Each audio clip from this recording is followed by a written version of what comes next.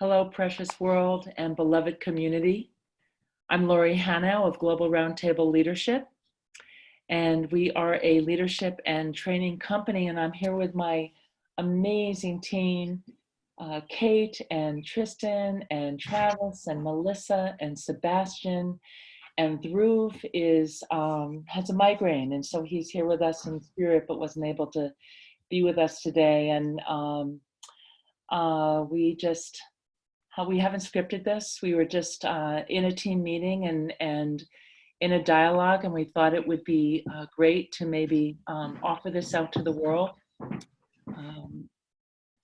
And so our work is working with people in teams to support how they share leadership and share power. And we realize that this is a paradigm shift in many ways for how we may think of ourselves individually, and that there is a great leap, I think, going on right now in our human consciousness for our awareness of our relationship to groups and our relationship to systems and to our interconnectedness in many ways. And certainly the coronavirus is rapidly enhancing our awareness of our interconnectedness at a global level. And I stepped out for a walk in my neighborhood here and bumped into a neighbor and asked her how she was, and she was extremely rattled and let me know that she was extremely rattled. And she mentioned that she is a teacher in one of our elementary schools here in Keene, New Hampshire, where I live, and that they're trying to figure out the decisions. The school's been closed. They're trying to figure out, we live in a more rural area, how to feed the children and how to work to educate the children virtually.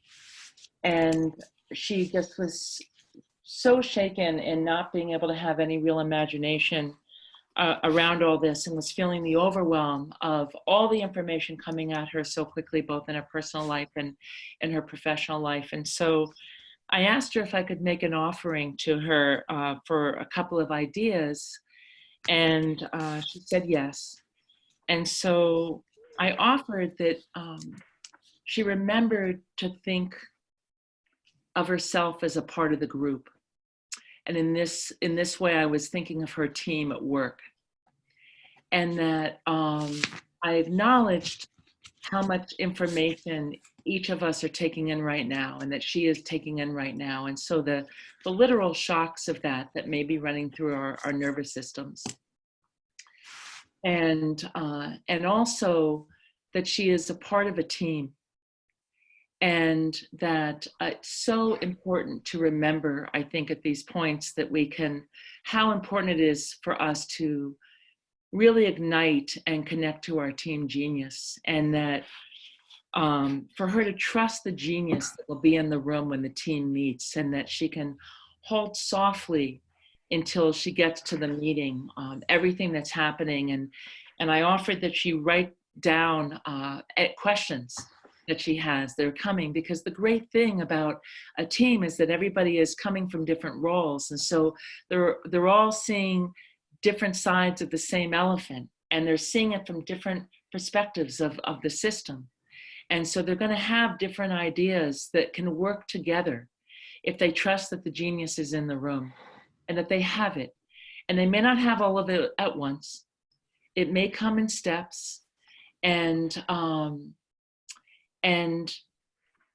so I offered that if this resonates for her, that when they meet, that she invites the group to share first just in their humanity, and just by checking in with each other relationally on how each person is doing.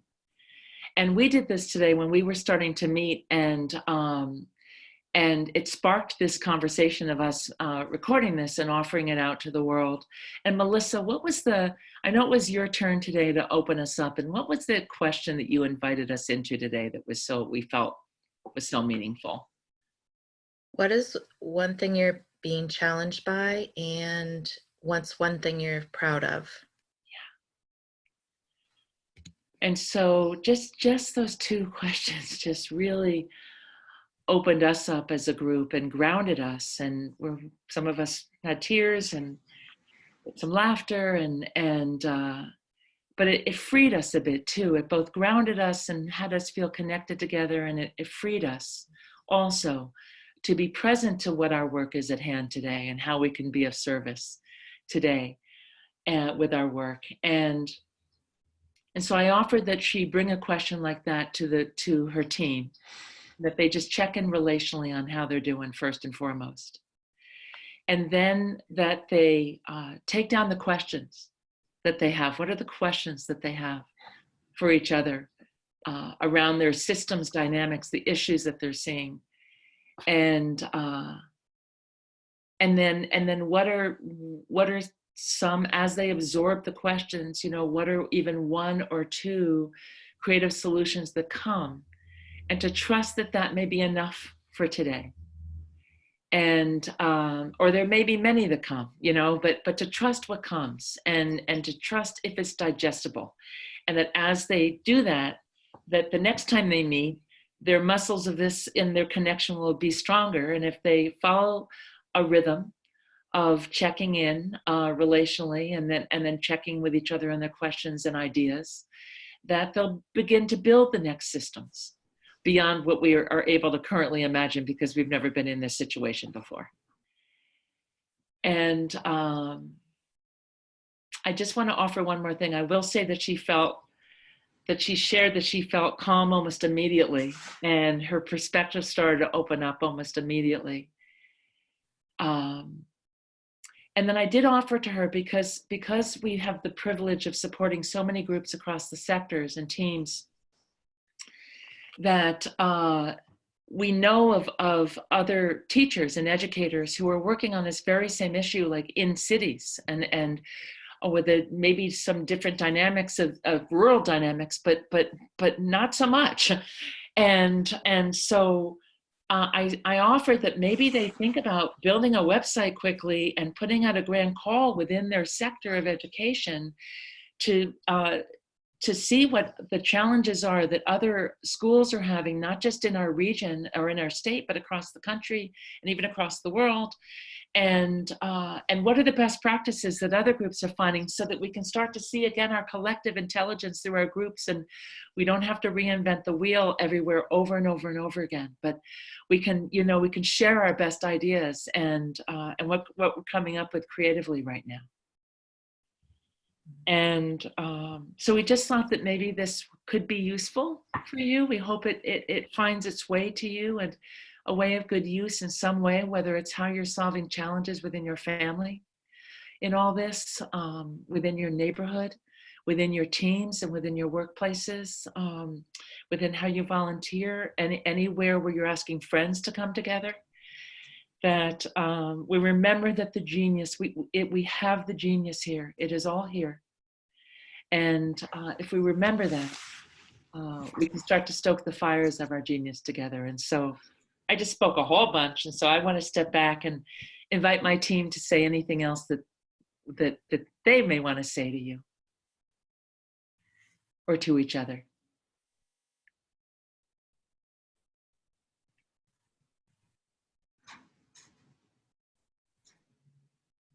The only thing that I would say to add from our conversation today is remember to breathe, remind one another to breathe, and cut each other a little slack. We're all getting a lot of information and making a lot of change. And so a little kindness goes a long way as we navigate all of this stuff that's going on. Right? And I would add, it's been 102 years since the Spanish flu epidemic, that we don't have the immediate wisdom of our immediate ancestors to help us understand, the moment we're in, and that this is also new, and that to give ourselves permission to experience the newness and to struggle with it, and to be able to not beat ourselves up over the fact that things are moving so fast that it's hard to get a handle on what is happening and what is stable, and that we will ultimately get through. We will depend on each other in ways that we can't anticipate, but that we do have each other to depend on in ways that we can't anticipate. Mm. Mm.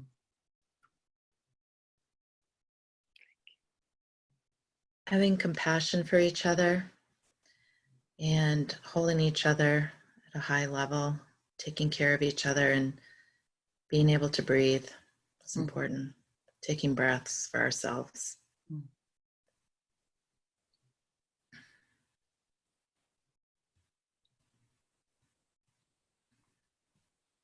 Sebastian or Travis, anything you want to add, or are you good?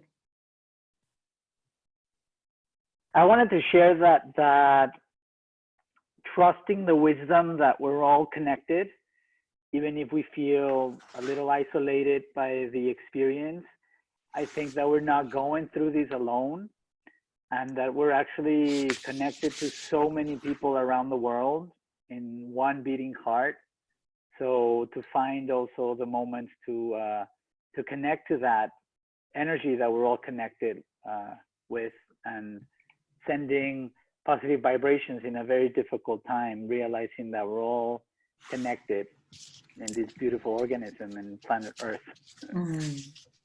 Thank you.